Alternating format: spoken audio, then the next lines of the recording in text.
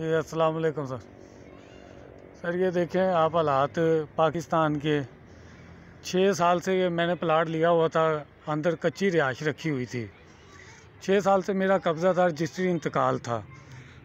तो कुछ कब्ज़ा गुरब थे जो हमारे पीछे थे 1.5-2 माह से।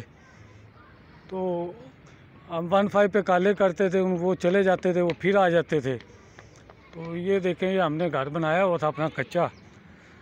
तो उनमें से तो 2 बंदे तो पुलिस मुलाजिम हैं, उसका नाम तारक वल्द नवाज़ है, एक आबद है।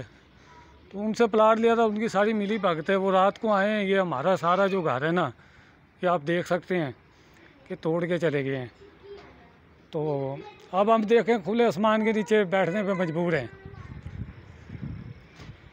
तो मेरी यही भाइयों से अपील है कि आला काम तक ये मेरी आवाज़ पहुँचाई जाए और हमें इंसाफ दिलाया जाए।